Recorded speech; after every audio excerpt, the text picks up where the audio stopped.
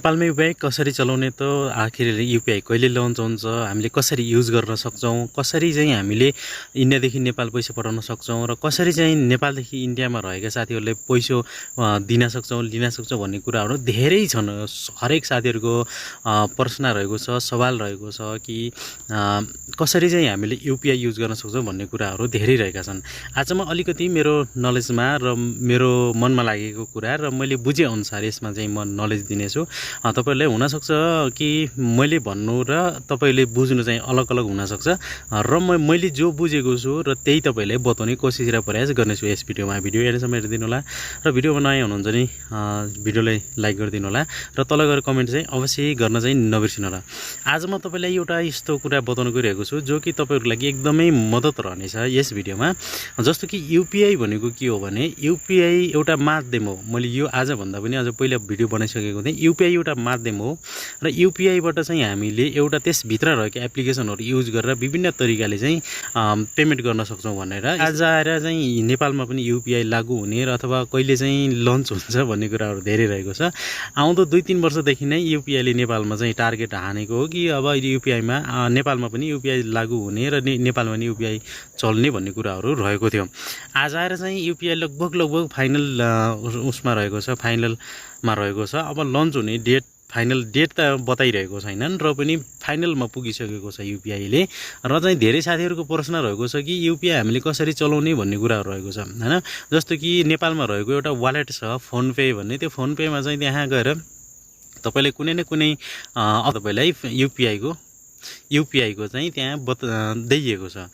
त्यस्तै गरी नेपालमा रहेर छोडेर जस्तो इन्डियामा जस्तो फोनपे छ त्यसमा चाहिँ एउटा इन्टरनेसनल फोन युपीआई भन्ने अप्सन रहेको छ। त्यस्तै गरी नेपालमा पनि त्यहाँ तपाईले विभिन्न वालेट चलाउनुहुन्छ भने जुन ब्याङ्कले युपीआई एक्सेप्ट गरेको छ तिनीको चाहिँ वालेटमा चाहिँ तिनी ब्याङ्कको वालेटमा चाहिँ त्यसले कुनै न कुनै तरिकाले कुनै न कुनै ठाउँमा अथवा कुनै न कुनै तरिकाले चाहिँ त्यसमा तपाईले युपीआई भनेर सो गर्नेछ। त्यसरी चाहिँ तपाईले युज गर्न सक्नुहुनेछ।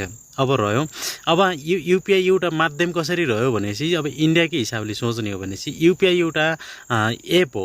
त्यो एप भित्र रहेका विभिन्न मनी ट्रान्सफर एजेन्सीहरू अथवा कुनै न कुनै हरेक ब्याङ्कको यसले चाहिँ के गरेको छ भने भित्र एपहरू एक्सेप्ट गरेको छ यसले। त्यही भएको हिसाबले गर्दा फोनपे, पेटीएम, गुगल पे अनि यस्तै गरी त्यो यिन सबैमा चाहिँ युपीआईबाट चाहिँ सजिलैसँग पेमेन्ट गर्न सकिन्छ।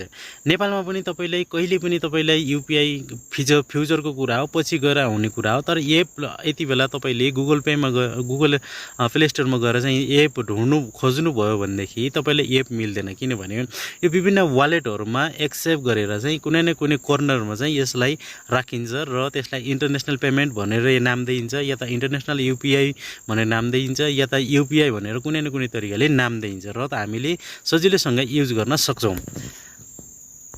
अब चाहिँ तपाईले सोच्नुहुन्छ होला युपीआई नेपालमा लाउनुको के अर्थ भन्ने कुरा सोच्नुहुन्छ होला। यो चाहिँ के रहेको छ भने इन्डियाबाट नेपाल ब्ल्याक मनी धेरै गएको हिसाबले गर्दाखेरि त्यसलाई रोक्नको लागि यसले अलि सहज हुन्छ कि भन्ने हिसाबले चाहिँ यस्तो नेपालमा पनि युपीआई लागू गरिएको छ। र त्यस्तै गरी विभिन्न ठाउँहरूमा इन्टरनेसनल युपीआई भनेर चाहिँ इन्डियामा चिनिन्छ। यसलाई इन्टरनेसनल युपीआई विभिन्न जस्तै फोनपेमा लागू भइसकेको छ। त्यस्तै गरी अन्य एप्लिकेसनहरूमा वालेटहरूमा पनि लागू भइसकेको छ होला।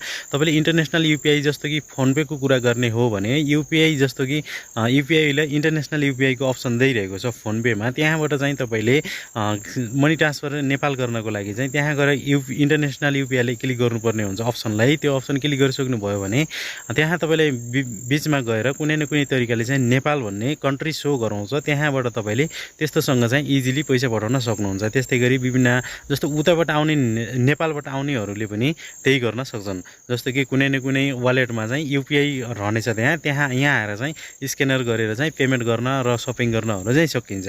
अर्को कुरो फेरि के रहेको छ भने गाइस म तपाईलाई खुसीको कुरा पनि छ यसमा चाहिँ युपीआईको एकदमै राम्रो कुरा रहेको छ। जस्तो कि इन्टरनेसनल युपीआई त भइसकेको छ तर सरकारले चाहिँ यति बेला युपीआईले के गरेको छ भने बिना इन्टरनेट चल्ने र बिना मोबाइलको बिना ओटिपी अथवा बिना इन्टरनेटकै चल्ने भनेको छ। ओटिपी त लाग्ने भइहाल्यो गाइस। अनि त्यस्तै गरी ओटिपी नभएर बिना इन्टरनेट चल्ने पनि बनाउन लागिसकेको छ जो कि एकदमै खुसीको कुरा रहेको छ युपिआई युजर्सहरूको लागि।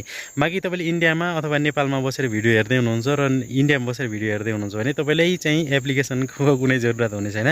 कुनै न कुनै तपाईँले कुनै जुनसुकै ब्याङ्कमा तपाईँले एकाउन्ट खोल्नुभएको छ, phone pay, UPI, Google pay जोसुकै चलाउनुहुन्छ, त्यसमा चाहिँ कुनै न कुनै अप्सनले चाहिँ तपाईँलाई मिल्नेछ। तपाईँको वालेटको कुनै न कुनै तरिकाले बिचबिचमा अपडेट गर्दै जानु होला आफ्नो वालेटलाई र चेक गर्दै जानु होला कि नेपाल युपिआई, इन्टरनेसनल युपिआई कसरी हाम्रो चाहिँ वालेटमा एड भइरहेको छ भन्ने कुराहरू जानकारी पाउनको लागि।